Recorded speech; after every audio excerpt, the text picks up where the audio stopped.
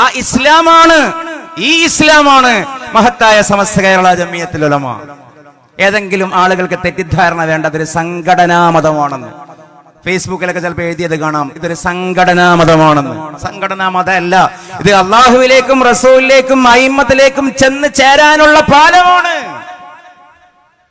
ഈ അയിമ്മത്തില്ലെങ്കിൽ, ഈ ഫിഖ് ഇല്ലെങ്കിൽ, ഈ പാഠമില്ലെങ്കിൽ, ഈ തസവുഫ് ഇല്ലെങ്കിൽ, ഈ റാത്തീബും മൗലൂദും ഹദ്ദാദും ഇല്ലെങ്കിൽ വരണ്ടുണങ്ങിയ ഇസ്ലാം ബാക്കിയാകും. ചമയ്ക്കയില്ലാത്ത ഇസ്ലാം, തോരണങ്ങളില്ലാത്ത ഇസ്ലാം, റാലി ഇല്ലാത്ത ഇസ്ലാം, ദഫില്ലാത്ത ഇസ്ലാം, സ്കൗട്ടില്ലാത്ത ഇസ്ലാം, ഓത്തില്ലാത്ത ബൈത്തില്ലാത്ത വരണ്ട ഇസ്ലാം, പ്യൂരിറ്റാനിസ്റ്റ് ഇസ്ലാം, വിഘടനവാദങ്ങളുടെ ഇസ്ലാം, രാജ്യത്തെ ശിഥിലമാക്കുന്ന ഇസ്ലാം, അമുസ്ലിം സഹോദരങ്ങൾക്ക് ഇസ്ലാമോഫോബിയ ഉണ്ടാക്കുന്ന ഇസ്ലാം, ഈ ഇസ്ലാമൊന്നും ഈ നാട്ടിൽ ഉണ്ടാകരുത്. കാരണം അത് വിഷയമാണ്, പ്രശ്നമാണ്. ഇവിടെ ബാക്കിയാവേണ്ട ഇസ്ലാം ഒരു മുസ്ലിം കൊള്ളാം എന്ന് ഇവിടെയുള്ള ഹിന്ദുവിന് തോന്നുന്ന ഇസ്ലാം ആയിരിക്കണം. ഞാൻ ഇങ്ങോട്ടൊക്കെ നിൽക്കുമ്പോ എന്നോട് പറഞ്ഞു, ഈ പള്ളിക്ക് സഹായിച്ചവരിൽ അമുസ്ലിം സഹോദരിമാർ പോലും ഉണ്ട്. ആ ആദാന പ്രദാനം ബാക്കിയാക്കുന്ന ഇസ്ലാമാണ് ഇവിടെ ഉണ്ടാവേണ്ടത്. അവരെ അന്യവൽക്കരിക്കുന്ന ഇസ്ലാമല്ല. അവരും കൂടി ചേരുമ്പോഴാണ് നാം സമൂഹമാകുന്നത്. നാം ആലോചിക്കണം. ഇപ്പോഴും നമ്മുടെ ഈ മാതൃരാജ്യത്തിൽ 80% വരുന്ന നോൺ മുസ്ലിംസ്, അതിൽ 2/3 നല്ല മനസ്സായത് കൊണ്ടാണ് ഈ പള്ളി ഉദ്ഘാടനം ഇവിടെ നടക്കുന്നത് എന്നാണ് നമ്മൾ ആലോചിക്കേണ്ടത്. ഇന്നും ഇവിടെ വോട്ട് ചെയ്യുന്നവരിൽ 60% നമ്മൾ ചിന്തിക്കുന്ന പോലെ ചിന്തിക്കുന്നവരാ. അതുകൊണ്ടാണ് നാം ഓത്തുബൈത്തുമായി പോകുന്നത്. ഈ നല്ലവരായ ഹിന്ദുക്കളെ, ഈ സഹൃദയരായ അമുസ്ലിം സഹോദര സഹോദരിമാരെ, അവരെ കൂടി ഉൾക്കൊള്ളുന്ന ഇസ്ലാമിന്റെ വിശാലമായ സൂഫി ദർശനം, ആ ദർശനത്തെയാണ് മഹത്തായ സമസ്ത മുന്നോട്ട് വെക്കുന്നത്. സൂഫികളും ഉലമാക്കളും സാദാത്യങ്ങളുമാണ് ഈ സംസ്കാരത്തെ നമുക്ക് തന്നത്. മലയാള മുസ്ലിങ്ങൾ എന്ന് പറഞ്ഞാൽ സ്വിച്ചിട്ടപ്പുണ്ടായ സമൂഹമല്ലല്ലോ, സ്വിച്ചിട്ടപ്പുണ്ടായ സമൂഹമല്ല. നമുക്ക് ചരിത്രമുണ്ട്, പാരമ്പര്യമുണ്ട്. അതൊരു 100 കൊല്ലത്തിൽ തീരുന്നതുമല്ല. 75, 90, 100 കൊല്ലങ്ങളിൽ തീരുന്നതേ അല്ല നമ്മുടെ ചരിത്രം. 1500ഓളം കൊല്ലത്തിന്റെ ചരിത്രമുള്ള ഉമ്മത്താണ് കേരളീയ മുസ്ലിം ഉമ്മത്ത്. നാം ചരിത്രം ഓർക്കുമ്പോ അങ്ങോട്ടേക്ക് പോകണം.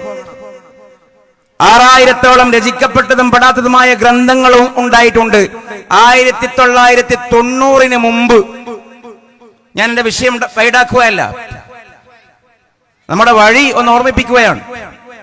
1990 മുമ്പ് മമ്പുറം തങ്ങൾ മുതൽ 921 മലബാർ കലാപം വരെയുള്ള കാലത്തിന്റെ ഇടയിൽ, ഏകദേശം ഒരു 300-350 കൊല്ലത്തിന്റെ ഇടയിൽ അറബ് മലയാളത്തിലും അറബിയിലും സംസ്കൃത മലയാളത്തിലും ഒക്കെയായി രചിക്കപ്പെട്ട പ്രസിദ്ധീകൃതവും അല്ലാത്തതുമായിട്ട് 6000ഓളം കിതാബുകളും ഗ്രന്ഥങ്ങളും ഉണ്ടായിട്ടുണ്ട് കേരളത്തിൽ, മലബാറിൽ.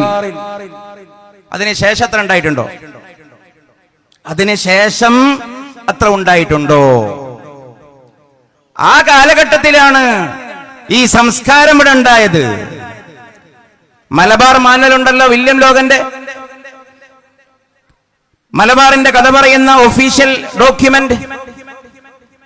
അതിൽ മഹത്തായ ഇന്ത്യൻ സ്വാതന്ത്ര്യ സമരത്തെ കുറിച്ച് വിശദീകരിക്കുന്ന ഭാഗത്തുണ്ടല്ലോ, കോഴിക്കോട് വെസ്റ്റ് ഹിൽ വെള്ളയിൽ മലയിൽ മമ്മുവിന്റെ വീട്ടിൽ വെച്ച് കുത്തുബിയത്തും റാത്തീബും മോദിയിട്ട് പുകയുന്ന സാമ്പ്രാണി പുക ചുരുളുകൾക്കിടയിൽ വാളുകൾ പരസ്പരം കൂട്ടിമുട്ടിച്ച് ദണദണാരവം മുഴക്കി പോരാട്ട വീര്യം ആവാഹിച്ചിട്ടാണ് കോഴിക്കോട്ടെ പോരാളികൾ തിരുരങ്ങാടി ആലി മുസ്ലിയാരോട് ചേർന്നിട്ട് ബ്രിട്ടീഷുകാരോട് സമരം ചെയ്തത്. ഇതാണ് കേരള മുസ്ലിമിന്റെ പാരമ്പര്യം. തിരുവരങ്ങാടി ആലി മുസ്ലിയാരോട് ചേർന്നിട്ട് ബ്രിട്ടീഷുകാരോട് സമരം ചെയ്യാൻ കോഴിക്കോട്ടും പരിസര പ്രദേശങ്ങളിലും കല്ലായിലും വെസ്റ്റ് ഹില്ലും പുതിയങ്ങാടിയുമുള്ള മാപ്പിള ചെറുക്കന്മാരും യുവാക്കളും പോകുന്നതിന്റെ തലേന്ന് വെസ്റ്റ് ഹിൽ വെള്ളയിൽ മലയിൽ മമ്മുവിന്റെ വീട്ടിൽ വെച്ച് കുത്തുബിയത്തും റാത്തീബും മോദിയിട്ട് പുകച്ചുരുളുകൾക്കിടയിൽ വാളുകൾ കൂട്ടിമുട്ടിച്ചിട്ട് സമര പോരാട്ട വീര്യം ആവാഹിച്ചിട്ടാണ് പോയത്. കാരണം നമ്മുടെ ഉലമാഇനെ സമൂഹത്തോട് ജനതയോട് കടപ്പാടുണ്ടായിരുന്നു. കാലം കുറെ ഇങ്ങെത്തിയപ്പോ നമുക്കതിനോട് അവജ്ഞ ഉണ്ടായിക്കൂടാ. കാരണം നമ്മുടെ വേരാണത്, നമ്മുടെ ചരിത്രമാണത്, നമ്മുടെ മന്ത്രയാണത്. അതിൽ നിന്ന് വേർപെട്ടു പോയാൽ പിന്നെ നാം നൂലറ്റ പട്ടങ്ങളെ പോലെയാകും. അതുകൊണ്ട് ഒരേ സമയം വിശുദ്ധ ഇസ്ലാമിന്റെയും പരിശുദ്ധ ഖുർആനിന്റെയും വൃത്തിയും വ്യക്തതയും സത്യതയും നിത്യതയും പറയുന്നതിന്റെ കൂടെ ആധികാരികമായി ആത്മവിശ്വാസത്തോടെ നാം പറയേണ്ട, ഓർക്കേണ്ട, കൊണ്ടു നടക്കേണ്ട, ഉൾവഹിക്കേണ്ട, പ്രചരിപ്പിക്കേണ്ട സംഗതിയാണ് നമ്മുടെ പാരമ്പര്യവും. ഇന്നിവിടെ സയ്യിദുൽ ഉലമ വന്നു, മൗലാന മൂസക്കുട്ടി ഹസ്രത്ത് ഉസ്താദ് വന്നു. അവരൊക്കെ വലിയ ആളുകളാണ്. ഇൻഷാ അല്ലാഹ് അടുത്ത ദിവസങ്ങളിൽ ഒരു പക്ഷേ ഹസ്രത്ത് ഉസ്താദിന്റെ ഒരു ഇന്റർവ്യൂ സുപ്രഭാതത്തിൽ വരും. നമ്മുടെ സമ്മേളനത്തോടനുബന്ധിച്ചുകൊണ്ട് അതിനുള്ളൊരു തൗഫീഖ് എനിക്കാണ് ഉണ്ടായത്. ഉസ്താദിനോട് കാര്യങ്ങൾ എഴുതി കൊടുത്തിട്ട് ഉസ്താദ് പറഞ്ഞു തരുമ്പോ അത്ഭുതപ്പെട്ടു പോയി. എത്ര വലിയ മനുഷ്യനാണ്.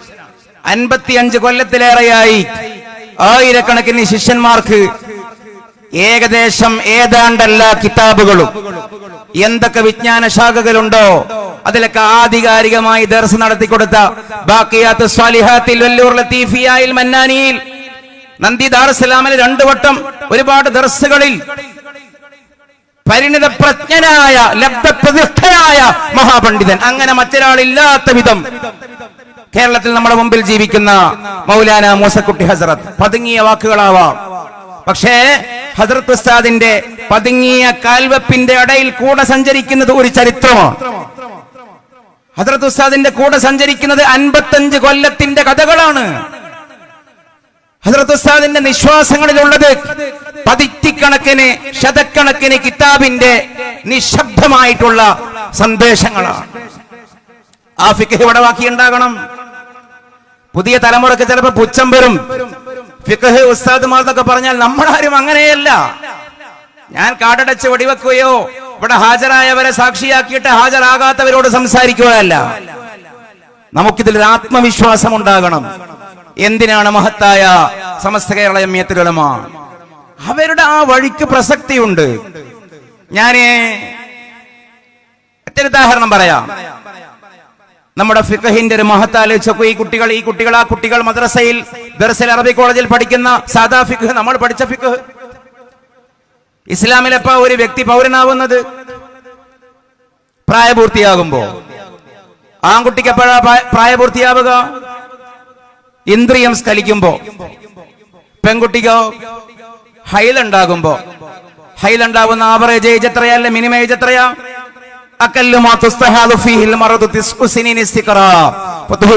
ഉസ്താദുമാര് പഠിച്ചു 9 വയസ്സാണ്.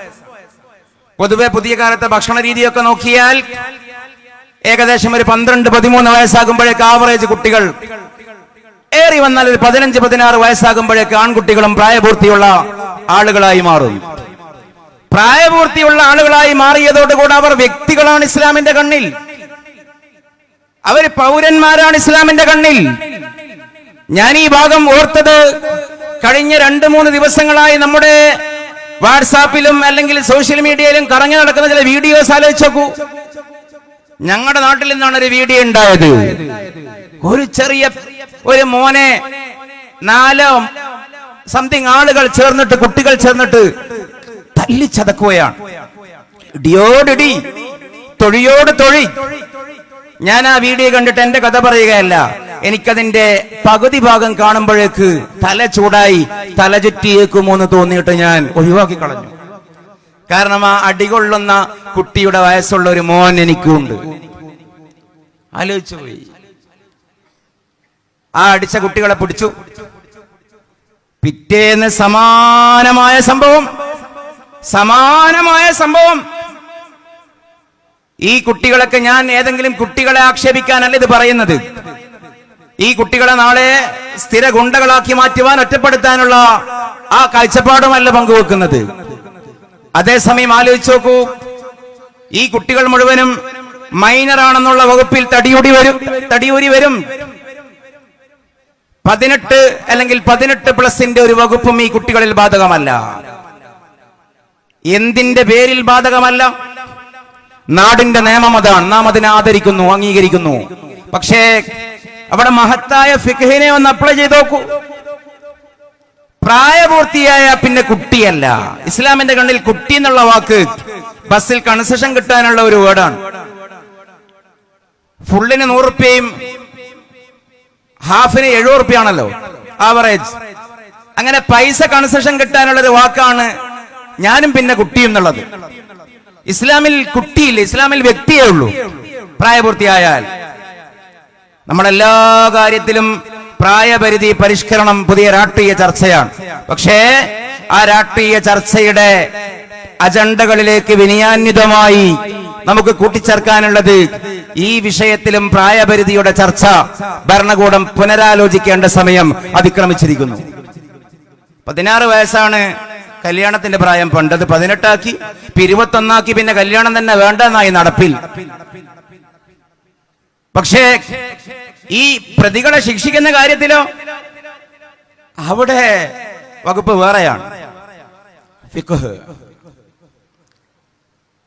ഇന്നലെയോ മെനിയാന്നോ ചാനൽ ഒരു ചർച്ച.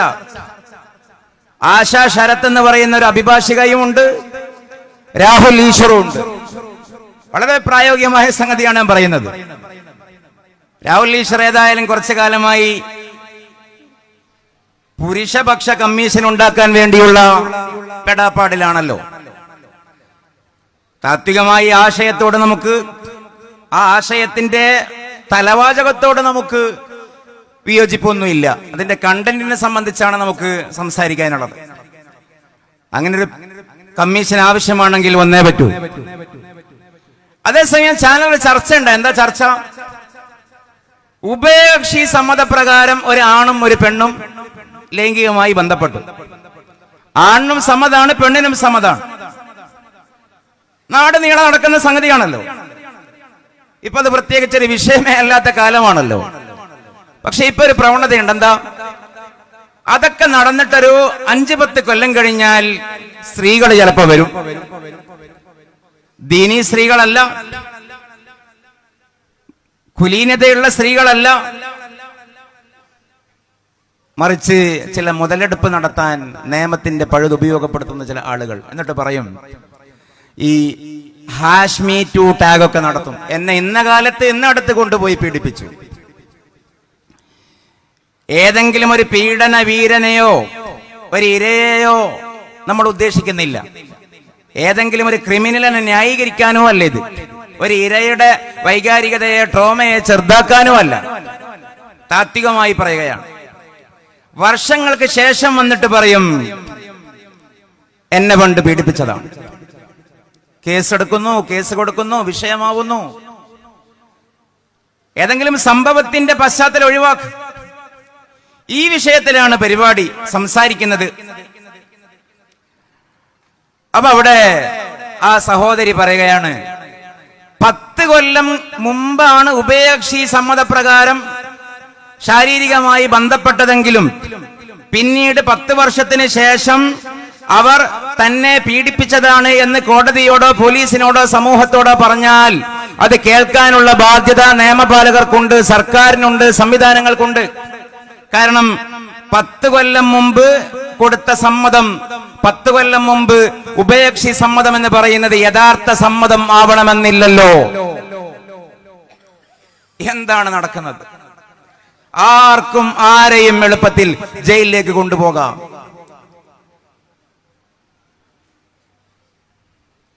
കൃത്യമായൊരു മാനദണ്ഡം സമൂഹത്തിൽ ഈ വിഷയത്തിൽ ഇല്ല. ഇരുട്ടിൽ തപ്പുകയാണ്. മ്യൂച്വൽ കൺസെന്റ് ഏജ് എന്ന് പറയുന്ന ഒരു ഏജ് ഉണ്ട് ഈ നാട്ടിൽ, 18. ഉഭയകക്ഷി സമ്മതം കൊടുക്കാനുള്ള ഏജാണ് 18. അഡൾട്ട് ഫ്രാഞ്ചൈസി വോട്ടവകാശത്തിന്റെ പ്രായമാണ് 18.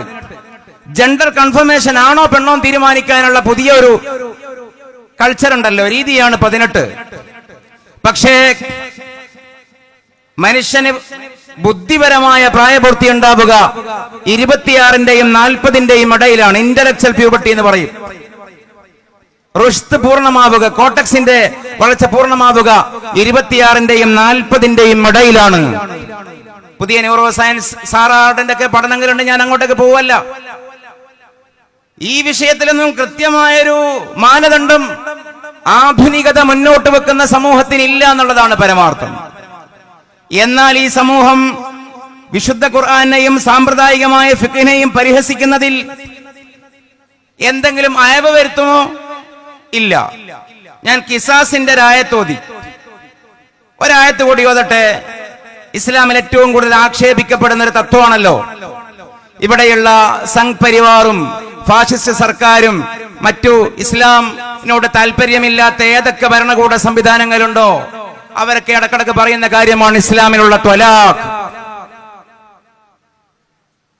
ആ ത്വലാഖിനെ കുറിച്ച് ഏറ്റവും ആക്ഷേപിക്കപ്പെടുന്ന കാര്യം ബാക്കി പറയണ്ടല്ലോ.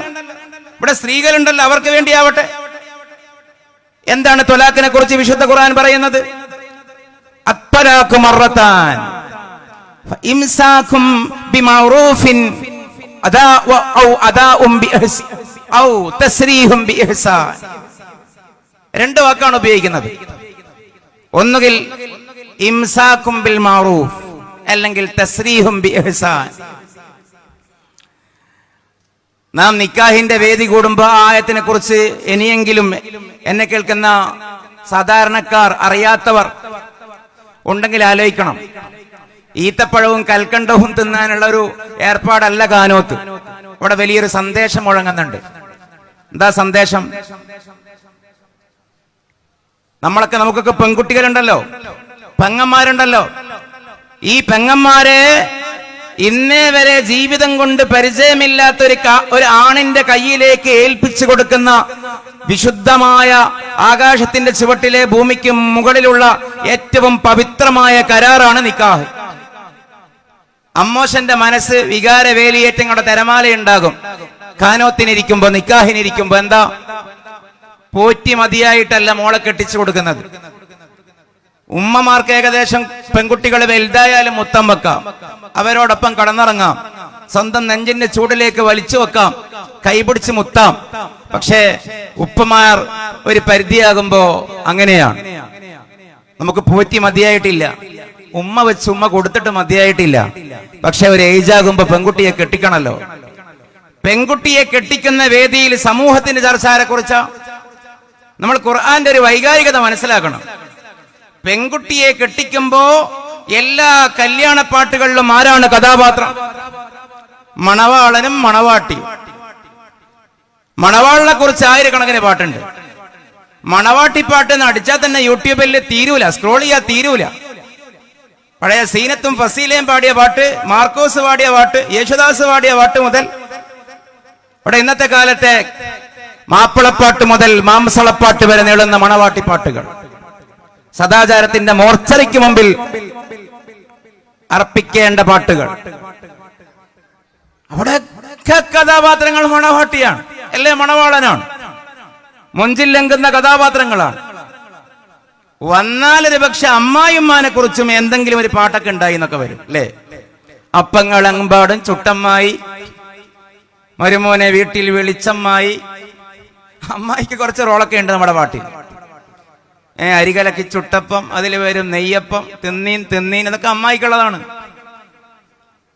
പാല് കൊടുക്കുന്ന അമ്മായിയാണ്, മോതിരം തിരിച്ചു കിട്ടുന്ന അമ്മായിക്കാണ്. പക്ഷെ അതിൻ്റെ ഇടയിൽ സൈലന്റ് കഥാപാത്രമുണ്ട്, അമ്മോശൻ. പക്ഷെ അമ്മോശനെ ലോകത്ത് ഒരാളെ കഥയിലെടുത്തുള്ളൂ, സർവശക്തനായ അല്ലാഹു. ഒരു ഭാഷയിലെ കല്യാണപ്പാട്ടിലും അമ്മോശനില്ല. ഇല്ല എന്ന് മാത്രമല്ല, അമ്മോശന് ഒരു നെഗറ്റീവ് ഷെയ്ഡുള്ള ഒരു വില്ലൻ കഥാപാത്രമാണ് കല്യാണത്തിൽ അമ്മോശൻ. കല്യാണം കഴിഞ്ഞൊരു ഹണിമൂണ് ടൂറിന് പോകുമ്പോഴും മുടക്കം അമ്മോശൻ. 2 മാസം കഴിഞ്ഞിട്ട് കച്ചവടത്തിന് 10 ലക്ഷം ഉറുപ്പ്യ ഇടാന്ന് വിചാരിച്ചാലും ഉണ്ടാവും അമ്മോശന്റെ ഒരു ഫോൺ കോൾ. അമ്മോശനൊരു ഇടങ്ങാറാണ്. അറബിയിൽ അല്ല അയ്യൂക്ക് എന്ന് പറയും, സ്വർഗത്തിലെ കട്ടുറുമ്പ്.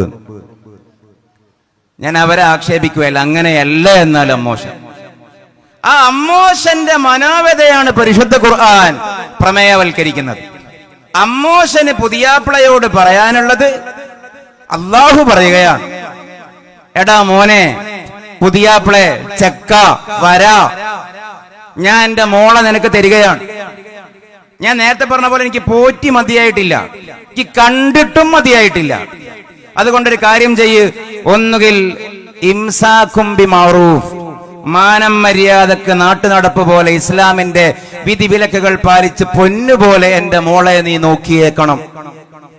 അമ്മോശം പുതിയാപ്ലാനോട് പറയുന്നത് ജിബ്രീലിനെ ഇറക്കിയിട്ട് അള്ളാഹു പറയുകയാണ് മുഹമ്മദ് റസൂലുള്ളാഹി സ്വല്ലല്ലാഹു അലൈഹി വസല്ലമയിലൂടെ. ഇനി മനുഷ്യന്മാരല്ലേ, മനസ്സല്ലേ, എപ്പോഴും ഒരുപോലെ ആവോ?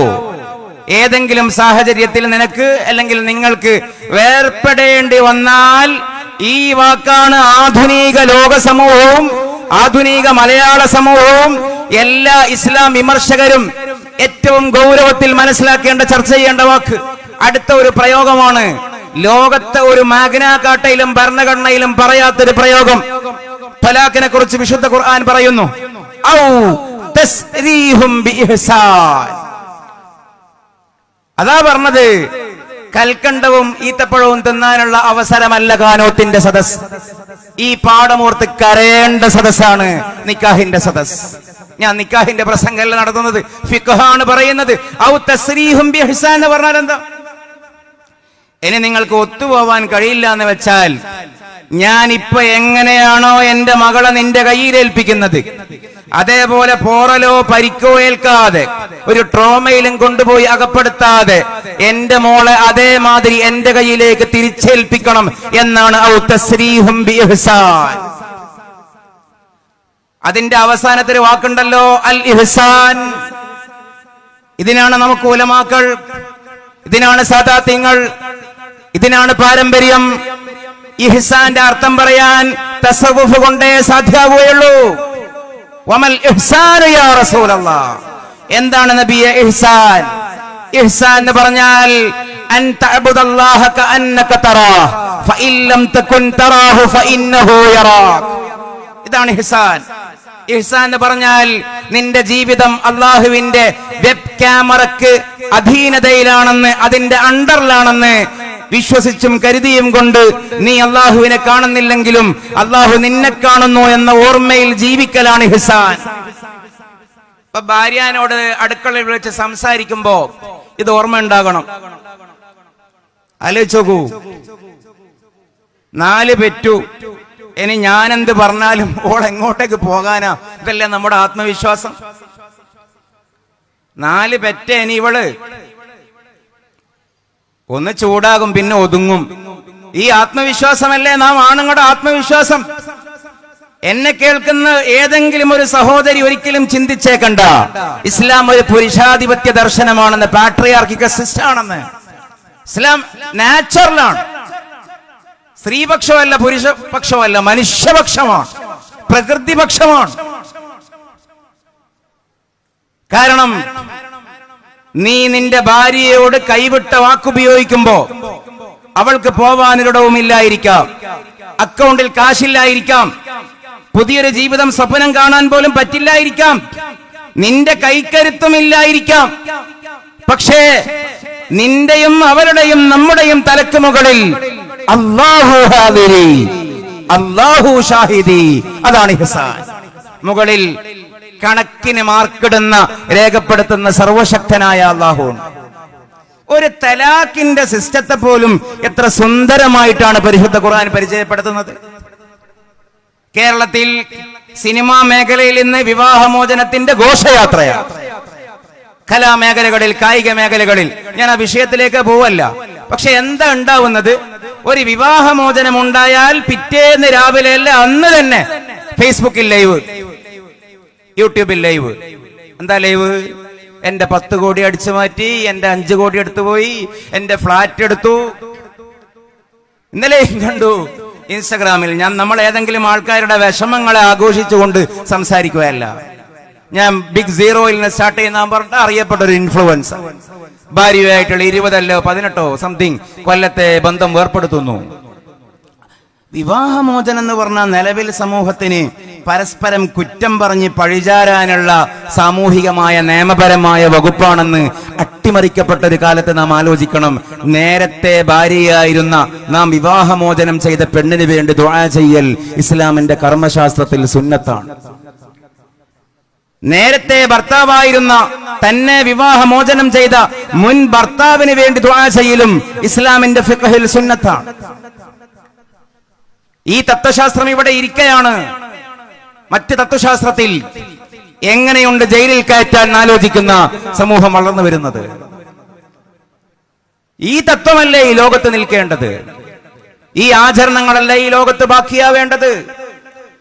ഇത് കാലേ കൂട്ടി പറഞ്ഞു എന്നുള്ളതാണ് പരിശുദ്ധ ഖുർആന്റെ പ്രത്യേകത, ഇസ്ലാമിന്റെ കർമ്മശാസ്ത്രത്തിന്റെ പ്രത്യേകത. ഏത് വിഷയമെടുത്ത് നോക്കിയാൽ, ഞാനൊരു 10-40 മിനിറ്റ് പറയാനാണ് ഉദ്ദേശിച്ചത്. ഏകദേശം 10 മണിയായി, ഞാൻ അവസാനിപ്പിക്കുകയാണ്. ഖിസാസായാലും തലാഖായാലും ഇദ്ദയായാലും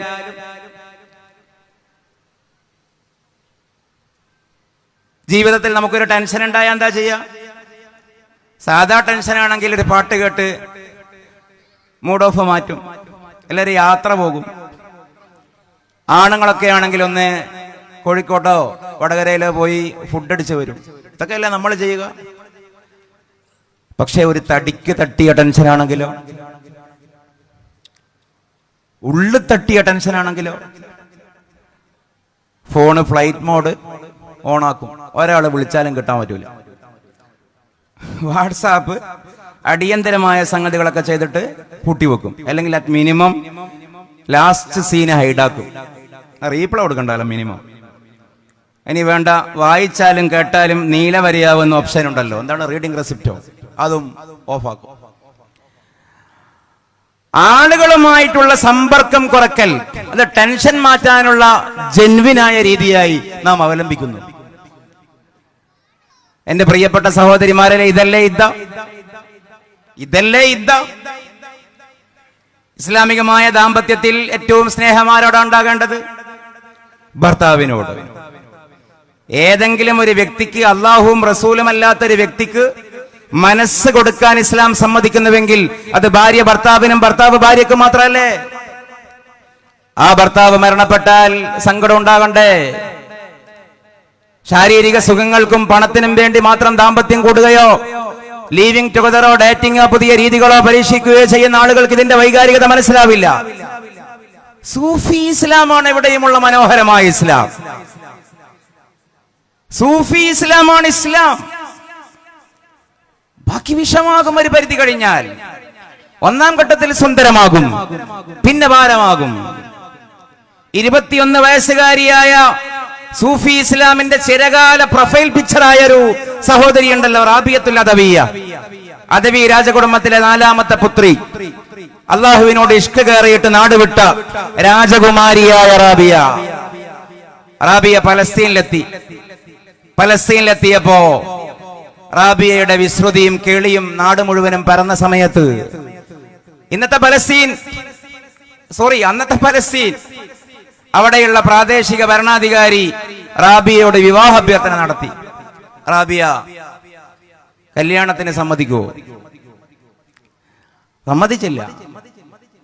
ദൂതന്മാരെ വിട്ട് സമ്മതിച്ചില്ല. ഒടുവിൽ നേരെ ചൊവ്വേ പോയി നടത്തി. റാബിയ സമ്മതിച്ചില്ല. രാജാവ് പറഞ്ഞു, പെണ്ണെ, എനിക്ക് നിന്റെ ശരീരം വേണ്ട, നിന്റെ സേവനവും വേണ്ട. ഞാൻ നിന്നെ വിവാഹം ചെയ്യാൻ കരുതുന്നത് നാളെ മരിച്ചു ചെന്നാൽ റാബിയയുടെ ഭർത്താവാണ് എന്നുള്ള ഒരു മേൽവിലാസം കിട്ടുമല്ലോ, അതിനു വേണ്ടിയാണ് ഞാൻ നിന്നെ നിക്കാഹ് ചെയ്യുന്നത്, ആഗ്രഹിക്കുന്നത്. റാബിയ പറഞ്ഞു, അത് നല്ല അഭിപ്രായമാണ്, അത് തർക്കടില്ല. എന്റെ ബോഡിയും നിങ്ങൾക്ക് വേണ്ട, എന്റെ സേവനവും നിങ്ങൾക്ക് വേണ്ട, അത് കുഴപ്പമില്ല, ആ കരാർ.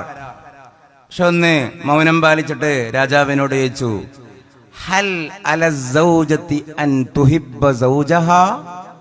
പക്ഷെ ഒരു പ്രശ്നമുണ്ട് രാജാവേ, ഇസ്ലാമികമായ മനോഭാവശാസ്ത്രം അനുസരിച്ച് ഭാര്യക്ക് ഭർത്താവിനെ സ്നേഹിക്കൽ നിർബന്ധമല്ലേ? ഹൽ അല സൗജത്തി അൻ തുഹിബ്ബ സൗജഹാ എന്ന് പറഞ്ഞാൽ ബുദ്ധിയുള്ളൊരു ചോദ്യമാണ്.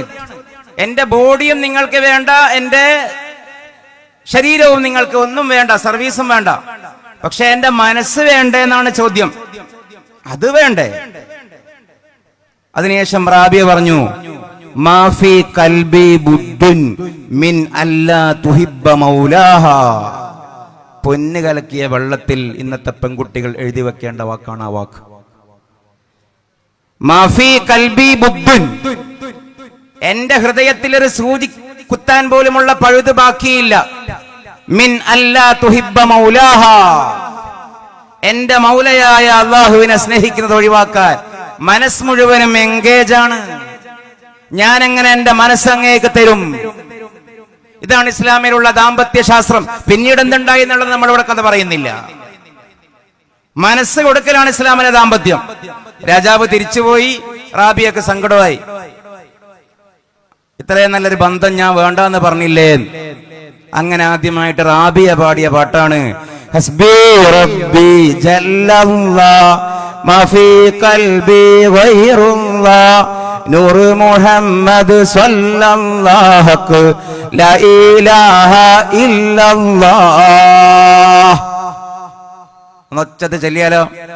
ഹസ്ബി റബ്ബി ജല്ലല്ലാഹ് മാ ഫീ ഖൽബി ഗൈറുല്ലാഹ് നൂർ മുഹമ്മദ് സ്വല്ലല്ലാഹു ലാ ഇലാഹ ഇല്ലല്ലാഹ്.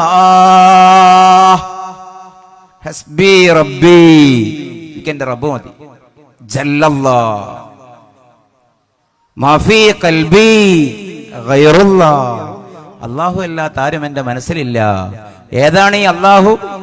നൂർ മുഹമ്മദിൻ സല്ലല്ലാഹു ലാ ഇലാഹ ഇല്ലല്ലാഹ്. ഭർത്താവ് മരിച്ചാൽ ഈ മനോഭാവമുള്ള പെണ്ണിന് സങ്കടം ആവണം. അപ്പൊ പിന്നെ കുറച്ച് സ്വിച്ച് ഓഫ് ആക്കും. ഞാൻ വിഷയം ഷോർട്ടാക്കുന്നു. സൽക്കാരത്തിന് പോകാൻ താല്പര്യം ഉണ്ടാകൂല. മൈഗ്രെയിൻ തലവേദന എടുക്കുമ്പോ നമ്മള് കുറെ നിറമുള്ള ഡ്രസ് ഇടുവോ? അത് വലിയൊരു തലവേദന വേറെ ആവുമല്ലോ.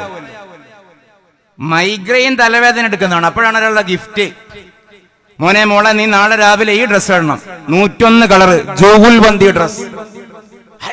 അടങ്ങാറാണ്.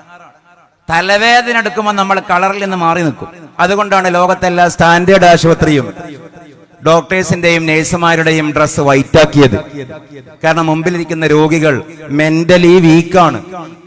അപ്പൊ 808 സംഖ്യ ശമ്പളം വാങ്ങുന്ന, അല്ലെ 708 സംഖ്യ ശമ്പളം വാങ്ങുന്ന ഡോക്ടറായിരിക്കും. 10 ടെക്സ്റ്റൈൽസ് ഒന്നിച്ച് കച്ചവടം നടത്താൻ പറ്റിയ ഡോക്ടറായിരിക്കും. പക്ഷേ മുമ്പിലിരിക്കുന്ന ആൾക്ക് എന്തുണ്ടാകാൻ പാടില്ല? ടെൻഷൻ ഉണ്ടാകാൻ പാടില്ല. അപ്പൊ വൈറ്റ് ഡ്രസ്. മുമ്പിൽ മാനസികവും ആത്മീകവുമായിട്ടുള്ള സങ്കടങ്ങൾ ഉള്ളവരാണുള്ളത് എന്നുള്ളത് കൊണ്ടാണ് മുഹമ്മദ് റസൂലുള്ളാഹി സ്വല്ലല്ലാഹു അലൈഹി വസല്ലം വെള്ള വസ്ത്രം സുന്നത്താക്കിയത്. അതിനാണ് മുതഅല്ലിമീങ്ങൾ വെള്ള വസ്ത്രം, സുതാര്യത. ഇപ്പൊ മനപ്രയാസമുള്ള ആൾ സമൂഹത്തെ ആലോചിച്ച്, ഏതെങ്കിലും ഒരു വിഷയത്തെ ആലോചിച്ച് ഡ്രസ്സിൽ നിന്ന്, ഫാഷനിങ്ങിൽ നിന്ന് മാറി നിൽക്കും. ഇവിടെ ടെൻഷൻ അടിക്കുകയാണ് പെണ്ണ്. ഇസ്ലാമിൽ ഇദ്ദ ഇല്ലെങ്കിലും എന്താണോ ഒരു പെണ്ണ് ചെയ്യുക? ലാസ്റ്റ് വാക്ക്. ഇസ്ലാമിൽ ഇദ്ദ എന്ന് പറയുന്ന ഒരു പ്രാക്ടീസ് ഇല്ലെങ്കിൽ എന്താണോ ഒരു പെണ്ണ് ആഗ്രഹിക്കുക, ചെയ്യുക, അത് നിയമപരമായി വ്യവസ്ഥപ്പെടുത്തി. അതാണ് ഇദ്ദ. ഇസ്ലാമിൽ ഇനി ഇദ്ദ ഇല്ലാന്ന് കൂട്ടിക്കോ, ഇസ്ലാമിൽ ഇങ്ങനെ വകുപ്പ് എന്ന് കൂട്ടിക്കോ. ഭർത്താവ് മരിച്ചാൽ പിറ്റേന്ന് രാവിലെ വിരുന്ന് വരുന്നവർക്ക് നെയ്ച്ചോറും കോഴിക്കറിയും വെച്ചു കൊടുക്കണം. ഏത് പെണ്ണാ വെച്ചു കൊടുക്കുക? ഭർത്താവ് മരിച്ച റിലേറ്റീവ്സ്, ഗസ്റ്റ് വരുമല്ലോ. അപ്പൊ ഉള്ളതിൽ ഏറ്റവും നല്ല ഫ്രഷ് ചുരിദാർ ഇട്ട് ഒരുങ്ങി നിൽക്കണം. ഇവിടെ കൂടി ഏതെങ്കിലും ഒരു സഹോദരി തയ്യാറാവോ? അല്ലെ ആ മറയത്തിന്റെ അപ്പുറത്തോ എവിടെയുള്ളത് തയ്യാറാവോ? ഇല്ല. എന്താണോ ചെയ്യുക അതിനെ വ്യവസ്ഥപ്പെടുത്തി. അതാണ് ഇസ്ലാമിന്റെ പ്രകൃതി മതം. അള്ളാഹു നമ്മെ ഈ യാഥാർത്ഥ്യം മനസ്സിലാക്കാൻ, ഈ വിശുദ്ധമായ ഇസ്ലാമിന്റെ കൂടെ നിൽക്കാൻ അള്ളാഹു തൗഫീഖ് ചെയ്യുമാറാകട്ടെ. ആ ഇസ്ലാമാണ്, ഈ ഇസ്ലാമാണ് മഹത്തായ സമസ്ത കേരള ജമിയത്തുൽ ഉലമ. ഏതെങ്കിലും ആളുകൾക്ക് തെറ്റിദ്ധാരണ വേണ്ട, അതൊരു സംഘടനാ മതമാണെന്ന്. ഫേസ്ബുക്കിലൊക്കെ ചിലപ്പോൾ എഴുതിയത് കാണാം, ഇതൊരു സംഘടനാ മതമാണെന്ന്. സംഘടനാ മതമല്ല, ഇത് അള്ളാഹുവിലേക്കും റസൂലിലേക്കും അയിമ്മത്തിലേക്കും ചെന്ന് ചേരാനുള്ള പാലമാണ്. ഈ അയിമ്മത്തില്ലെങ്കിൽ, ഈ ഫിഖ് ഇല്ലെങ്കിൽ, ഈ പാഠമില്ലെങ്കിൽ, ഈ തസവുഫ് ഇല്ലെങ്കിൽ, ഈ റാത്തീബും മൗലൂദും ഹദ്ദാദും ഇല്ലെങ്കിൽ വരണ്ടുണങ്ങിയ ഇസ്ലാം ബാക്കിയാകും. ചമയ്ക്ക ഇല്ലാത്ത ഇസ്ലാം, തോരണങ്ങളില്ലാത്ത ഇസ്ലാം, റാലി ഇല്ലാത്ത ഇസ്ലാം, ദഫില്ലാത്ത ഇസ്ലാം, സ്കൗട്ടില്ലാത്ത ഇസ്ലാം, ഓത്തില്ലാത്ത ബൈത്തില്ലാത്ത വരണ്ട ഇസ്ലാം, പ്യൂരിറ്റാനിസ്റ്റ് ഇസ്ലാം, വിഘടനവാദങ്ങളുടെ ഇസ്ലാം, രാജ്യത്തെ ശിഥിലമാക്കുന്ന ഇസ്ലാം, അമുസ്ലിം സഹോദരങ്ങൾക്ക് ഇസ്ലാമോഫോബിയ ഉണ്ടാക്കുന്ന ഇസ്ലാം, ഈ ഇസ്ലാമൊന്നും ഈ നാട്ടിൽ ഉണ്ടാകരുത്.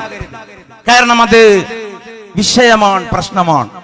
ഇവിടെ ബാക്കിയാവേണ്ട ഇസ്ലാം ഒരു മുസ്ലിം കൊള്ളാം എന്ന് ഇവിടെയുള്ള ഹിന്ദുവിന് തോന്നുന്ന ഇസ്ലാം ആയിരിക്കണം. ഞാൻ ഇങ്ങോട്ടൊക്കെ നിൽക്കുമ്പോ എന്നോട് പറഞ്ഞു, ഈ പള്ളിക്ക് സഹായിച്ചവരിൽ അമുസ്ലിം സഹോദരിമാർ പോലും ഉണ്ട്. ആ ആദാന പ്രദാനം ബാക്കിയാക്കുന്ന ഇസ്ലാമാണ് ഇവിടെ ഉണ്ടാവേണ്ടത്. അവരെ അന്യവൽക്കരിക്കുന്ന ഇസ്ലാമല്ല. അവരും കൂടി ചേരുമ്പോഴാണ് നാം സമൂഹമാകുന്നത്. നാം ആലോചിക്കണം. ഇപ്പോഴും നമ്മുടെ ഈ മാതൃരാജ്യത്തിൽ 80% വരുന്ന നോൺ മുസ്ലിംസ്, അതിൽ 2/3 നല്ല മനസ്സായത് കൊണ്ടാണ് ഈ പള്ളി ഉദ്ഘാടനം ഇവിടെ നടക്കുന്നത് എന്നാണ് നമ്മൾ ആലോചിക്കേണ്ടത്. ഇന്നും ഇവിടെ വോട്ട് ചെയ്യുന്നവരിൽ 60% നമ്മൾ ചിന്തിക്കുന്ന പോലെ ചിന്തിക്കുന്നവരാ. അതുകൊണ്ടാണ് നാം ഓത്തുബൈത്തുമായി പോകുന്നത്. ഈ നല്ലവരായ ഹിന്ദുക്കളെ, ഈ സഹൃദയരായ അമുസ്ലിം സഹോദര സഹോദരിമാരെ, അവരെ കൂടി ഉൾക്കൊള്ളുന്ന ഇസ്ലാമിന്റെ വിശാലമായ സൂഫി ദർശനം, ആ ദർശനത്തെയാണ് മഹത്തായ സമസ്ത മുന്നോട്ട് വെക്കുന്നത്. അല്ലാഹുമ്മ ജഅൽ ജമ്മനാ ഹാദാ ജമ്മൻ മർഹൂമൻ മഖ്ബൂലൻ മർദിയൻ മുസ്തജാബദ് ദഅവാതി വമഖ്ദിയൽ ഹാജാത്ത്. നമ്മുടെ ഏകദേശം ഏതാണ്ടല്ല ഗുരുനാഥന്മാരും സാദാത്യങ്ങളും ഉസ്താദുമാരും ഒക്കെ നമ്മുടെ ഖാദി അടക്കം ബഹുമാനപ്പെട്ട അബൂബക്കർ ഹാജി, അങ്ങനെ ഒരു വെളിപ്പേരുള്ളത് കൊണ്ടാണ് അബൂബക്കർ ഹാജി, മഹാപണ്ഡിതനായ അബൂബക്കർ ഉസ്താദ്, അദ്ദേഹത്തിനടക്കം അള്ളാഹു ദീർഘായുസ്സും ആഫിയത്തും പ്രദാനം ചെയ്യുമാറാകട്ടെ. ഈ പള്ളിക്ക് വേണ്ടി സംഭാവന ചെയ്ത ധാരാളം ആളുകൾ, ധാരാളം സഹോദര സഹോദരിമാർ, അള്ളാഹു അതെല്ലാം കബൂൽ ചെയ്യുമാറാകട്ടെ. റബ്ബനാ തഖബ്ബൽ മിന്നാ ഇന്നക അൻതസ് സമീഉൽ അലീം വതുബ് അലൈനാ ഇന്നക അൻതത് തവ്വാബുർ റഹീം ബിറഹ്മതിക യാ അർഹമർ റഹീമീൻ വആഖിറു ദഅവാനാ അൽഹംദുലില്ലാഹി റബ്ബിൽ ആലമീൻ. വസ്സലാമു അലൈക്കും വറഹ്മത്തുള്ളാഹി വബറകാതുഹു.